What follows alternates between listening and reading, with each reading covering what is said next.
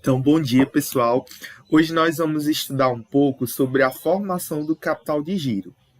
Nas aulas anteriores, nós estudamos um pouco sobre o que era o capital de giro, que é nada mais do que aquele valor necessário para que a empresa possa funcionar, aquele valor que é utilizado tanto para pagar as contas de fornecedores, enfim, para aqueles valores necessários para que a empresa possa funcionar tanto no seu ciclo operacional quanto no seu ciclo financeiro. Então, hoje, a partir de hoje, a gente vai entender como é composto esse capital de giro, como ele é formado, que elementos compõem esse capital de giro. Então, é basicamente os conteúdos da aula de hoje.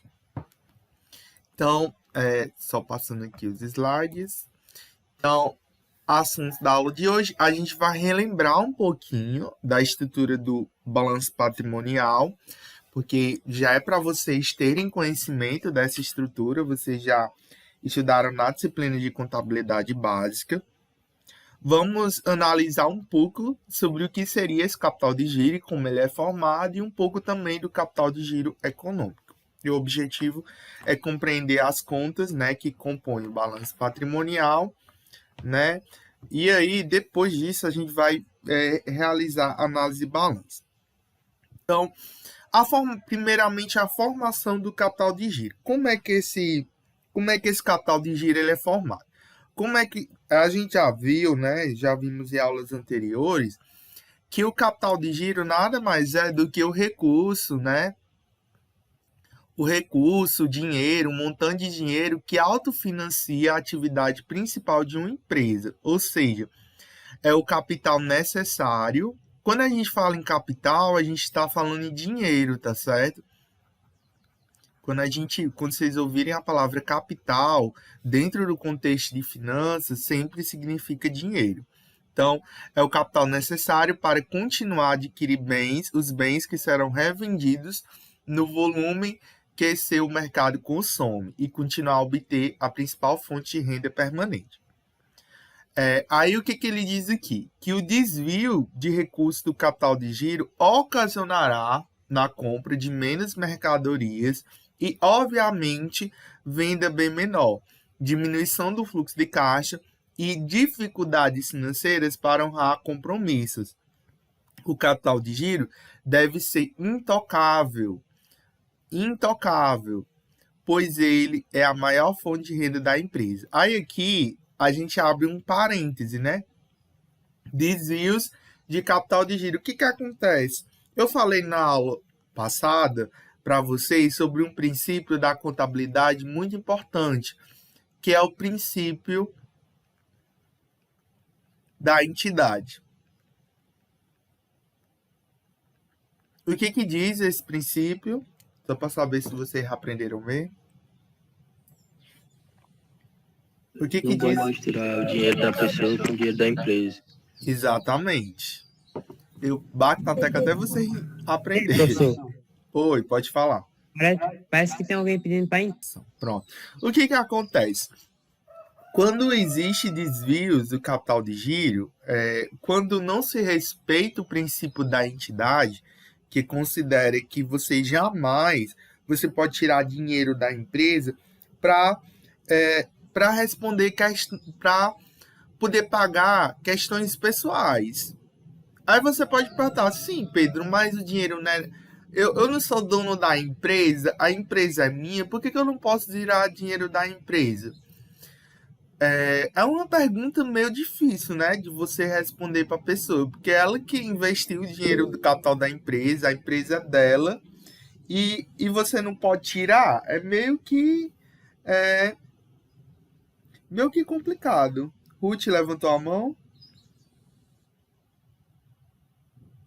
Gostaria de falar? Oi, sim, eu queria falar. Eu queria falar que, assim, quem administra todo a minha empresa sou eu, né? A questão financeira.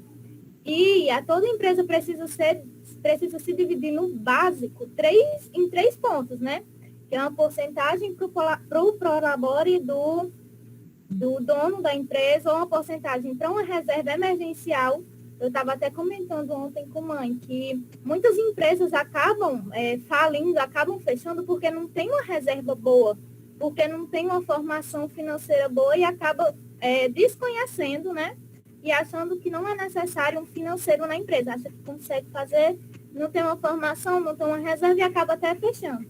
E o outro é uma parte do dinheiro para o investimento, né? Que a empresa sempre precisa estar investindo. Eu estava comentando com a mãe isso, eu queria compartilhar. Ótimo, Ruth. Muito obrigado pelo seu depoimento. É exatamente isso. Porque que isso é muito difícil, sabe? É uma atividade muito difícil, porque o que que acontece? O dinheiro é da empresa, é do empreendedor. Então acaba que é muito difícil se ter essa autonomia, essa disciplina de estabelecer um prolabore e de viver com esse prolabore, tá certo? A tentação é muito grande, né? A tentação é muito grande. Ver o dinheiro, na maioria das vezes, quem cuida do caixa da empresa é o próprio dono. A empresa movimenta dinheiro com caixa. E aí o que que acontece? O dono não vê essa distinção, né? Pensa que o dinheiro ali do caixa é dele, ele coloca, ele repõe, não tem nenhum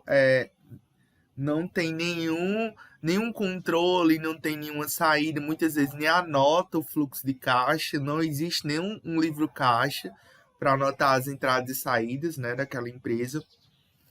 Então, é uma atividade muito difícil, mas aquilo, se não respeitado, o que que acontece? Com os desvios desse capital, provavelmente a empresa não conseguirá no futuro aumentar.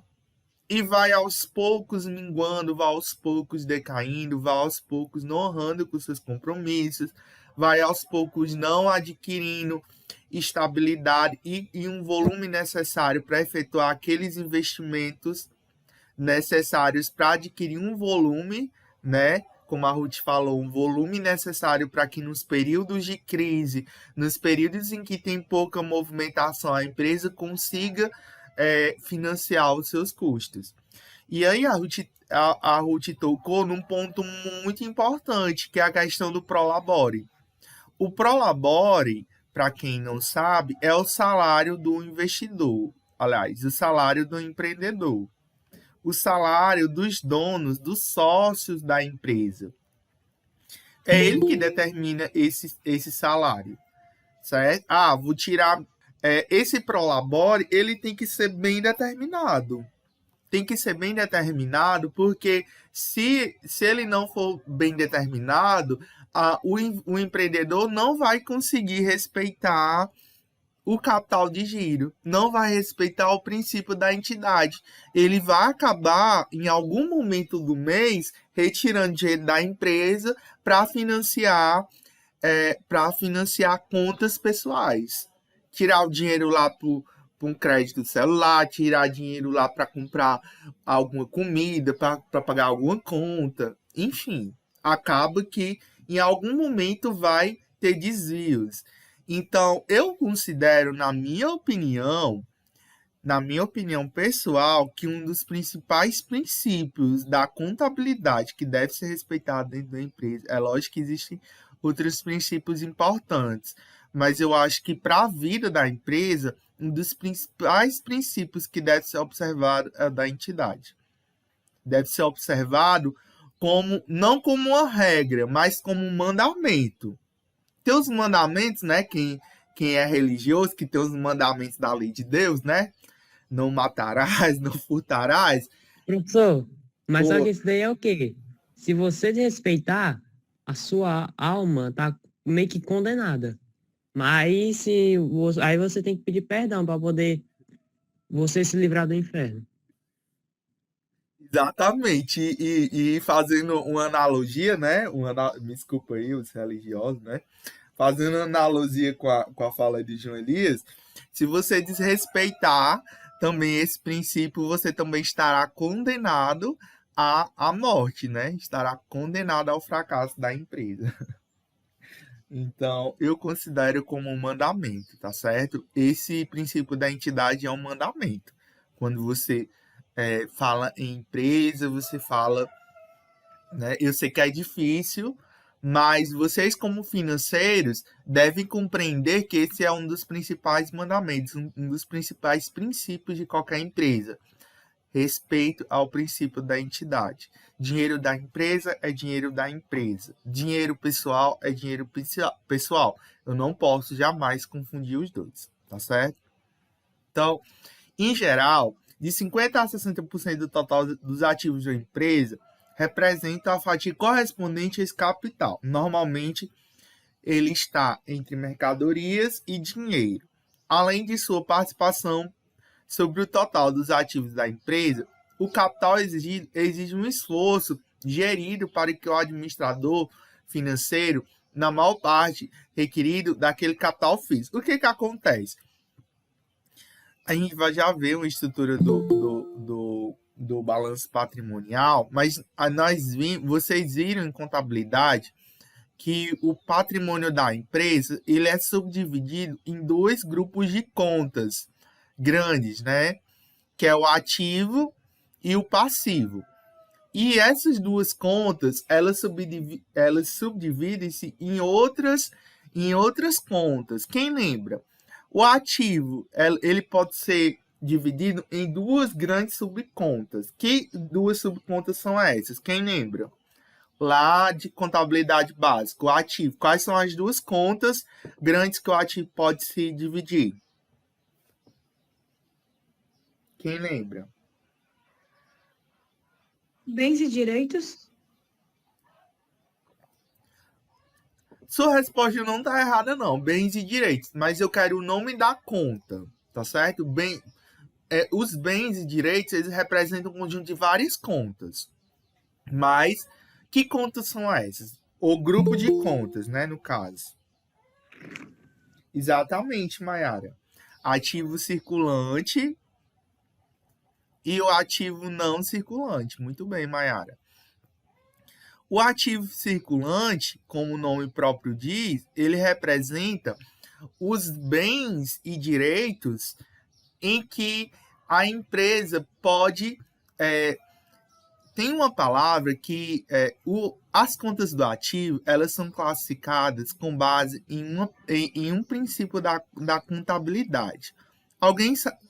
Antes de eu dizer, alguém saberia me responder que princípio é esse que organiza a ordem em que aparecem as contas do ativo? As contas do ativo, elas são classificadas com base em quê? Com base no grau de quê? Vocês lembram? Dos bens? Não. Qual é o critério para a organização das contas do ativo? Existe um critério para que a conta caixa seja a primeira conta do ativo. Para a conta banco ser a segunda conta do ativo. Para que a conta estoque seja uma das terceiras contas do ativo. Por que elas estão organizadas dessa forma? Qual é o critério utilizado para a organização dessas contas? Vocês sabem me dizer qual é o critério? Vocês sabem me dizer? Hein? O critério se chama liquidez. E o que é a liquidez? Aliás, as contas, elas são divididas no ativo, tá certo? Com base no seu grau de liquidez. E o que é a liquidez? Se olhar na internet. O que significa liquidez? Hein?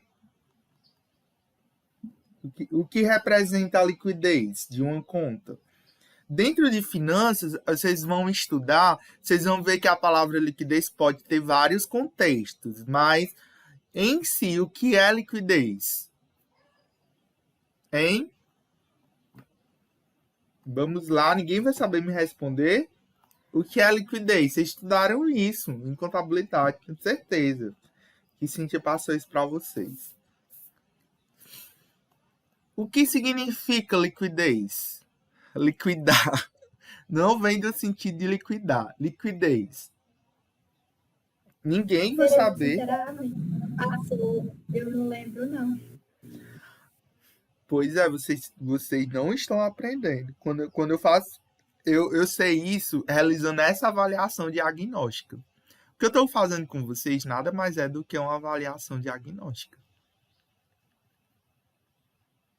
Eu estou realizando uma avaliação diagnóstica e uma avaliação formativa. Quando eu pergunto algo para vocês e vocês me respondem ou não, vocês estão sendo avaliados, tá certo? Quando ninguém responde, me deixa muito preocupado, porque significa que vocês não estão aprendendo. Porque assim, uma coisa, ninguém lembra de tudo, tá certo? Tem certos conceitos que realmente esquecem.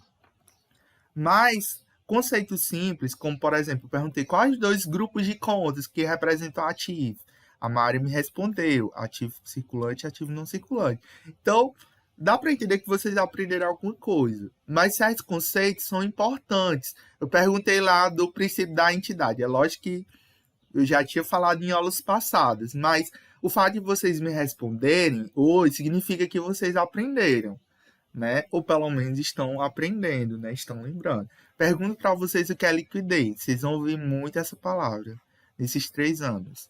Então é importante que vocês saibam o que significa.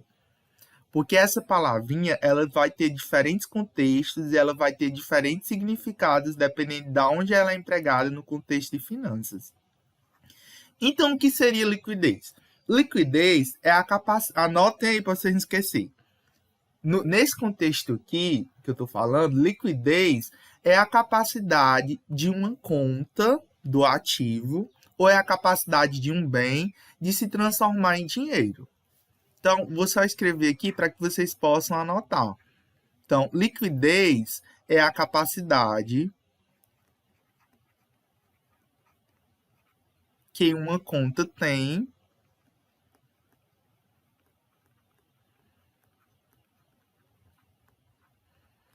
em se transformar em dinheiro.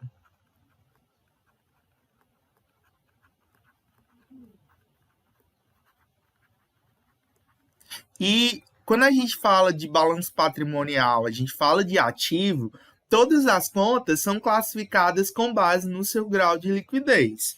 Existem graus de liquidez. Quanto maior o grau de liquidez de uma conta, mais alto ela vai aparecer no balanço patrimonial. É por isso que a conta caixa é a primeira conta que aparece no ativo, é a primeira conta que aparece no balanço patrimonial. Por quê? Porque ela é a conta que tem mais liquidez, ele é o próprio dinheiro. Quando você entra no caixa da empresa, o que vai ter dentro do caixa de uma empresa? Dinheiro. Então, a conta caixa é o dinheiro propriamente dito. Depois da conta caixa, a gente vai ter os bancos. O que é o banco? É a conta bancária que a empresa tem. Então, por que o banco está em segundo lugar? Porque eu ainda preciso ir no banco para retirar o dinheiro.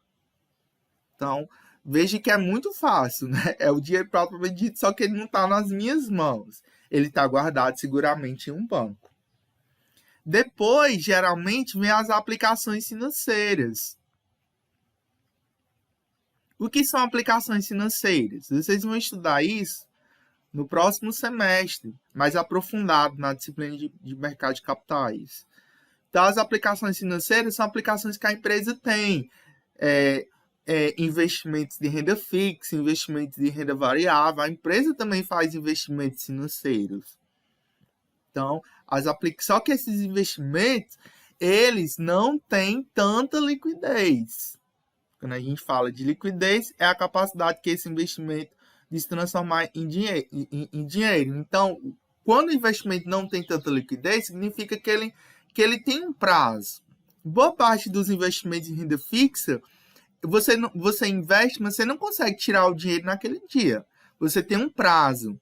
Investimentos como LCIs, LCAs, CRIs, CRAs, debêntures. Tem também alguns CDBs, né? Eu sei que parece termos diferentes, né? Termos estranhos, mas tudo isso vocês vão estudar no próximo semestre. São investimentos em renda fixa que não têm liquidez diária. Ou seja, você investe, você empresta dinheiro para o banco, ou para uma financeira, para uma corretora, enfim. Mas você não vai ter você não pode resgatar aquele dinheiro imediatamente. Você tem um prazo. Então, eles não têm liquidez, é o que a gente fala, não tem liquidez diária. Você investe, mas você não pode resgatar aquele dinheiro naquele primeiro momento. Depois das aplicações financeiras, nós temos o estoque. Toda empresa não, mas a maioria das empresas tem estoque, né? Algumas empresas funcionam com estoque zero, muito difícil. Mas tem empresas que funcionam sem estoque. Mas a maioria das empresas tem algum tipo de estoque. E o que é estoque? As mercadorias. Nada mais é do que as mercadorias que a empresa revende, compra para revender, ou fabrica para vender. Mesmo as empresas que prestam algum tipo de serviço, elas têm algum tipo de estoque. Pensa em, por exemplo, em uma lanchonete. Ela tem o estoque, né? Tem o pão, tem a carne. E esses materiais, após eles serem transformados, eles vão formar aquele produto. Mas sem o estoque, como é que a empresa pode vender? Como é que ela pode transformar essas vendas em dinheiro? Mas tá ali, o estoque, eu consigo transformar ele facilmente em dinheiro. Mas é lógico que demanda trabalho, demanda tempo. Mas é por isso que ele vem um pouquinho depois das aplicações financeiras. Depois de estoque, dependendo do balanço patrimonial, a gente tem os equipamentos, né? Que tanto faz equipamentos como imobilizado. Algumas contas vão vir imobilizado.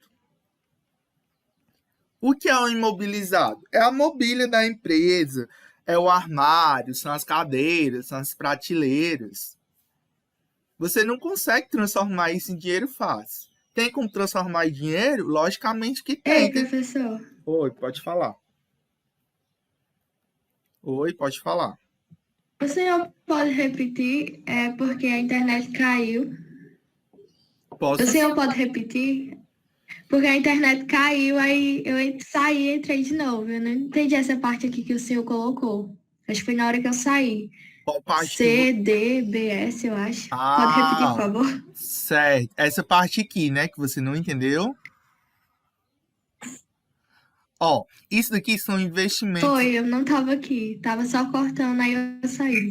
Pronto, tá bom. Ó, eu falei um pouco sobre investimentos em renda fixa. Esses investimentos vocês vão estudar lá na disciplina de mercado de capitais. No próximo semestre, tá certo? Não sei se vai ser comigo. Provavelmente não vai ser, né? Que eu não sei se vou estar no próximo semestre na EP. Mas geralmente quem dava essa disciplina era eu. Mas se não for comigo, vai ser com outro professor. Nessa disciplina, vocês vão estudar basicamente como funciona o mercado financeiro e vão aprender sobre investimentos. Vão aprender como investir. E quando se fala em investimentos, nós temos alguns critérios para análise de investimentos.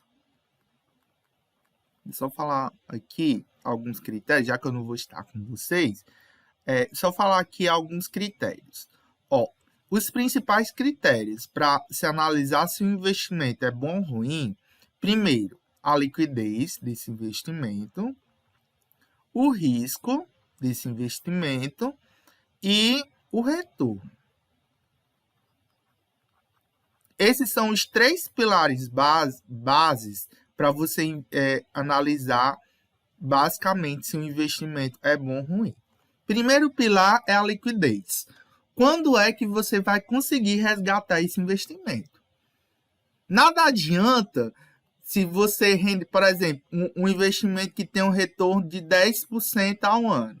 Hoje em dia, E quando a Selic está rendendo 2% ao ano, né? A Selic está rendendo hoje 2% ao ano. A Selic, depois vocês vão entender o que é Selic, tá certo? Selic é a taxa básica de juros da economia. A maioria dos investimentos de renda fixa e a maioria das operações, né, empréstimos, enfim, quase tudo na economia é regido por essa taxa de juros, que é denominada Selic. Então, em tempos de Selic baixa, como a gente está, é o menor patamar da história, tá certo? É o menor patamar de toda a história, a Selic está. Então, quando você tem um investimento que está rendendo 10% ao ano, é um ótimo investimento, tá certo? Você pegar um investimento que esteja rendendo 10% ao ano, nesses tempos, é um excelente investimento. Mas, se você for olhar, você vai ter que esse investimento você só vai poder resgatar daqui a 10 anos. Depois de 10 anos. 10 anos. Será que esse investimento é bom? Porque, tá rendendo bom, tá rendendo 10%, mas você só vai poder resgatar daqui a 10 anos. Então, será que esse investimento é bom para você? Vai depender de muitas coisas, porque, primeiramente, quando você analisa investimento, você tem que saber para que você está investindo. Antes de você verificar esses 3 pontos, você tem que casar isso com o seu objetivo.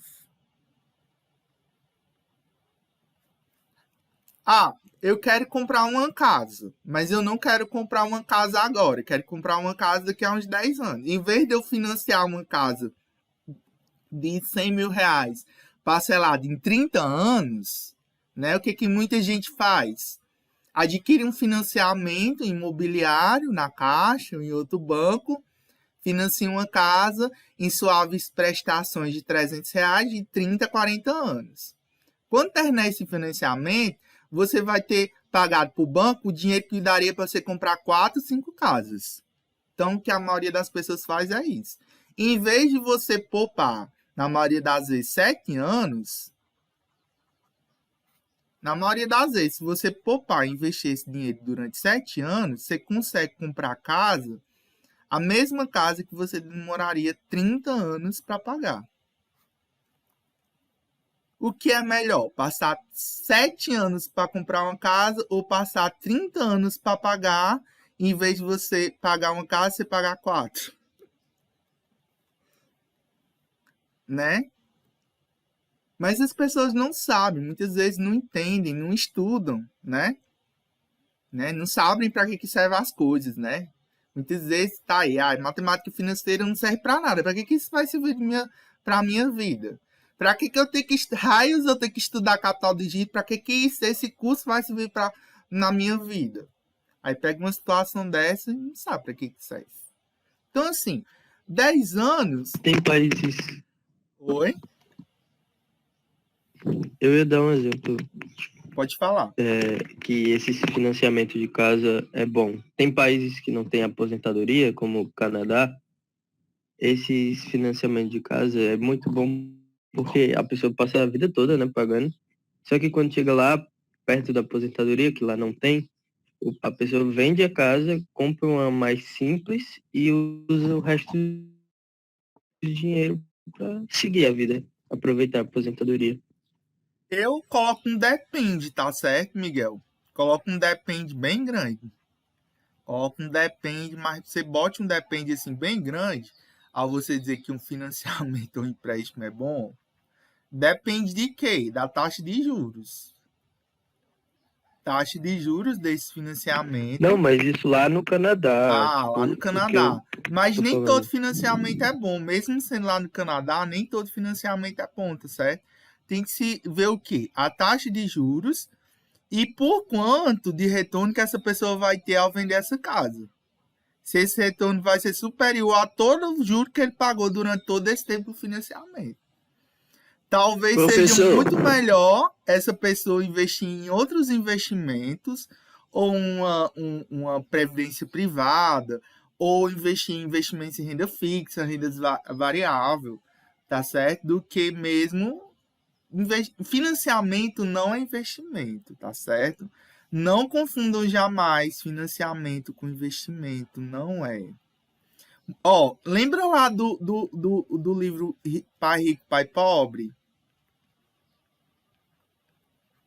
Eu sei que muitos de vocês não leram, mas o Rico, Pai Pobre traz uma lição muito importante. Ele diz que os pobres compram passivos pensando que são ativos,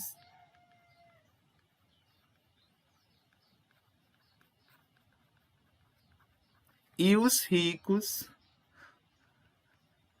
né? Os ricos transformam. Aliás, os ricos criam ativos. O que o Roberto Kiyosaki quis dizer? Quando você contrai um financiamento, estou comprando uma casa, financiamento. Estou comprando uma casa, tá certo? Em vez de eu estar pagando R$400 por mês no aluguel, eu tô pagando esse dinheiro para o banco. É como se, em vez de eu pagar para o dono do aluguel, estou pagando para o banco. Aí pensa, eu estou comprando uma casa que é minha. Estou comprando um ativo. Só que na realidade você não está comprando um ativo, você está comprando uma dívida. Você está comprando um passivo pensando que é ativo. E não é. Muito melhor seria se você tivesse pegado o dinheiro dessa prestação e investir nesse dinheiro em algum investimento e no futuro você puder comprar a casa. Pedro, mas nem todo mundo tem condições, nem todo mundo tem condições de viver na casa do pai, nem todo mundo tem condições. Realmente eu entendo que nem todo mundo tem condição, mas é aquilo, né? Infelizmente, né? É uma realidade que o Roberto Kiyosaki tem razão. Os pobres, eles vão passar a vida sendo pobres, boa parte, né? Dificilmente você ter um pobre que vai alavancar de vida, né? Então, por isso que vocês têm que pensar como ricos, né? Porque os pobres, eles passam a vida toda deles comprando passivos pensando que são ativos, né? Passam a vida toda comprando dívida pensando que tem bem, não tem. Já os ricos não, os ricos eles criam ativos, né? Aí vamos só voltar aqui para os investimentos, que a aluna lá perguntou e eu enrolei e não expliquei, né? Então toda vida quando você vai investir no investimento, você vai considerar esses 3 pontos aqui, ó: liquidez, risco e retorno. Quando a gente fala em investimento, tem vários tipos de investimentos, né? A gente pode classificar os investimentos em renda fixa e em renda variável. Os principais de renda fixa são esses, ó: CDBs, LCIs, LCAs, CRIs, CRAs, debêntures.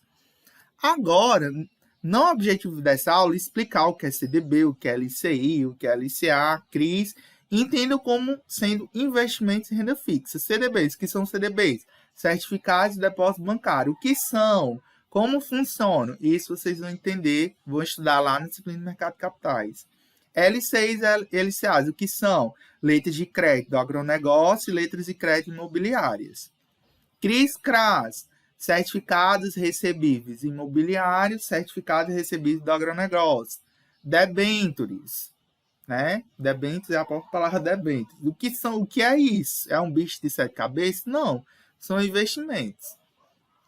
Todos esses investimentos têm risco, né? Tem retorno, né? Tem toda uma legislação que vai explicar como funciona e no objetivo dessa aula explicar isso. Mas todos eles têm uma palavra importante que significa liquidez, que é quando realmente você vai poder sacar esse investimento.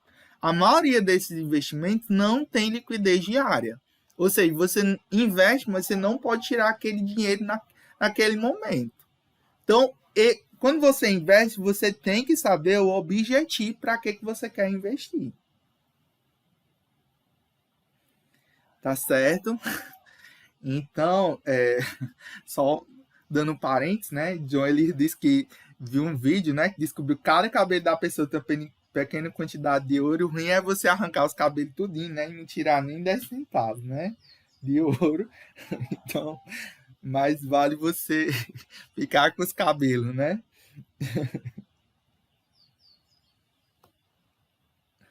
Jéssica perguntou: os investimentos em renda fixa você investe e anos depois pega o dinheiro?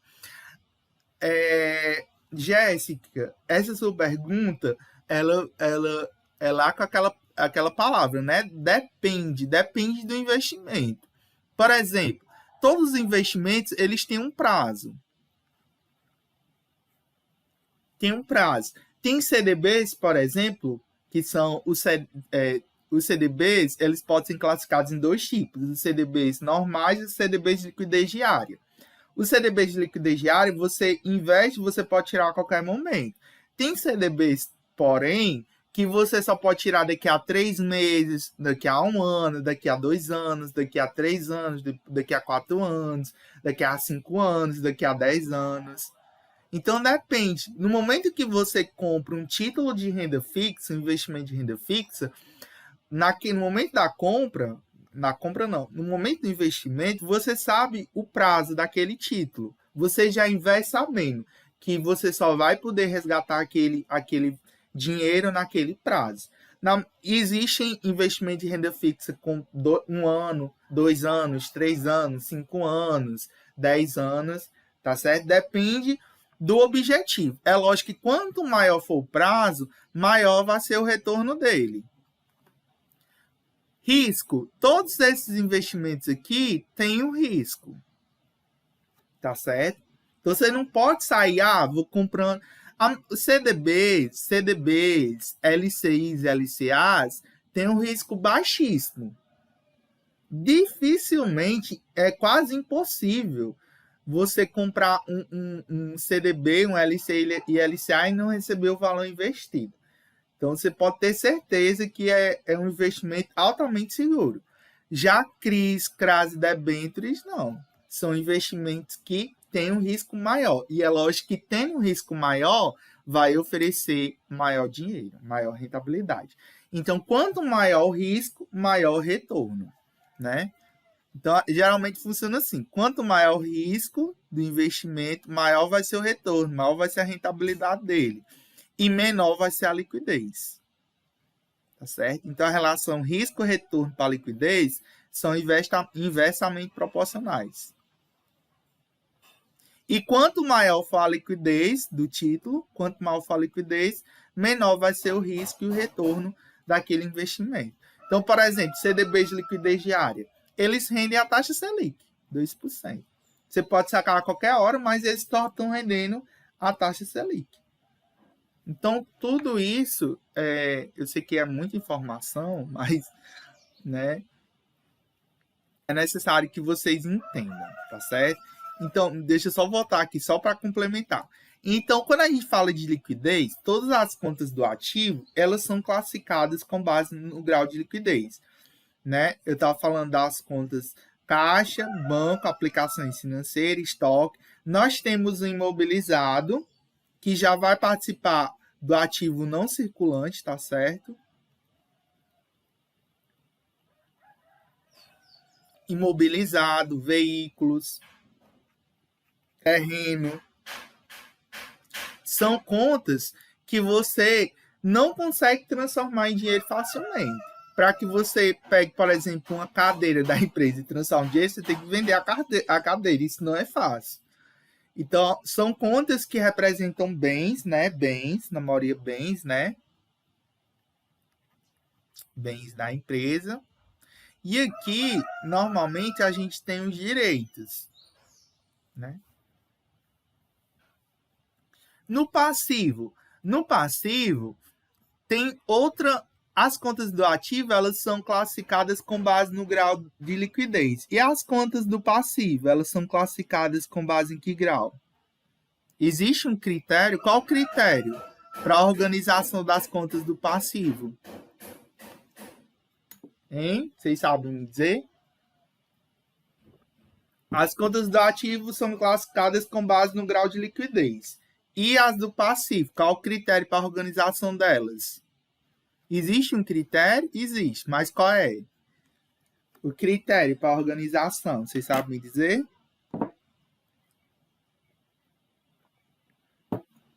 Qual o critério? Hein? Qual é o critério? Ninguém sabe dizer? Nem chuta. As obrigações. O passivo são obrigações, tá certo? Todas as contas que compõem o passivo são obrigações. Mas qual é o critério para aparecimento dessas obrigações? Qual o critério para a organização? Jéssica aí falou da questão da organização. Sim, Jéssica, o passivo é organizado em dois conjuntos de contas. Nós temos o passivo circulante e o passivo não circulante. Tá certo? Era a minha segunda pergunta. Você já adiantou a resposta, mas não respondeu a minha pergunta. Por que uma conta... Qual é o critério para uma conta estar no passivo circulante e para uma conta estar no não circulante?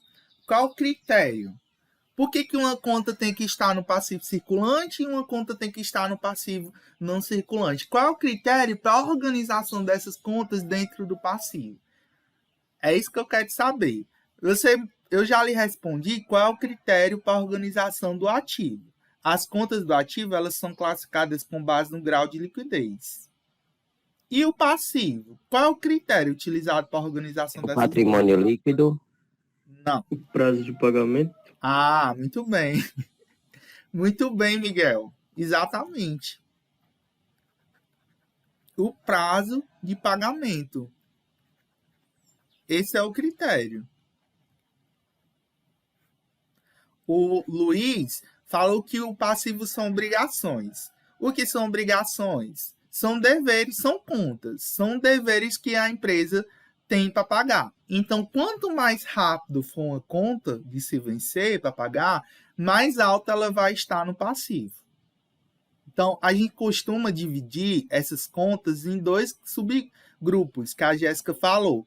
O passivo circulante são as contas que a empresa tem que pagar até um ano. Então, todas as contas que têm um prazo até um ano, elas estarão no passivo circulante. Até um ano financeiro, tá certo? Ou seja, até 360 dias, elas vão estar no passivo circulante. E depois de 360 dias, elas vão estar no passivo não circulante.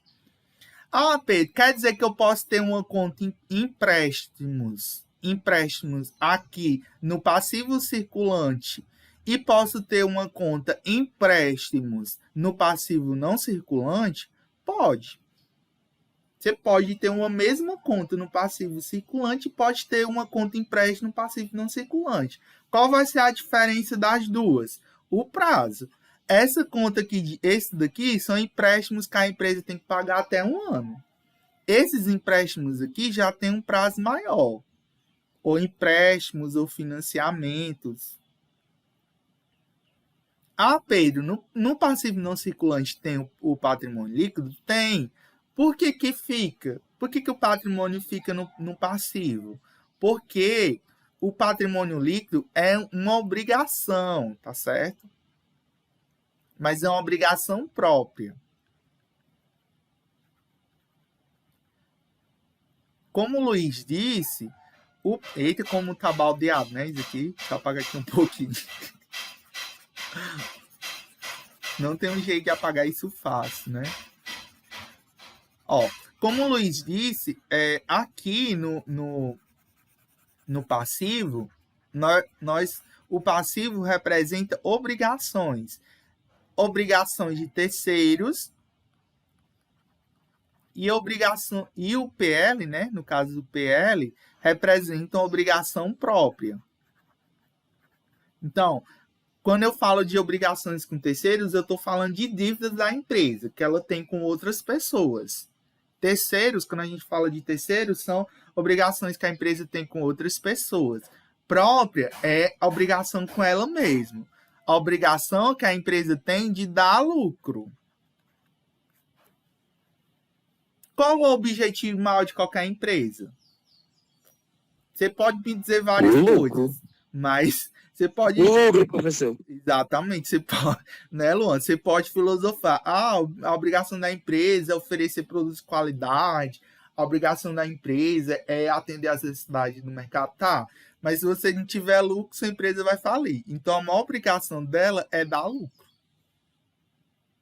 Você pode dizer, e de qualquer tipo de empresa. Qualquer tipo de empresa. Uma igreja, por exemplo. Você pode me dizer, Pedro, uma igreja não é empresa, tá? Mas pergunte se qualquer igreja funciona se não tiver o dízimo entrando lá todo mês, dinheiro lá da oferta. Pergunte se essa igreja funciona no final do mês, se ela consegue pagar as contas de energia, de água. Não consegue. Por quê? Porque nós vivemos num mundo capitalista. Vivemos num país capitalista que funciona com base no dinheiro. Então, se a empresa não dá lucro, ela não funciona. Isso serve para qualquer tipo de empresa, até uma igreja. A função da empresa não é dar lucro. A função da igreja é dar consolo aos fiéis, tá? Mas se não tiver o dinheiro entrando todo mês lá do dízimo, pode ter certeza que aquela igreja fecha. Que é só o que acontece aí. Igreja nascendo e morrendo. Todo dia. Dá certo? Eu sei que vocês podem até não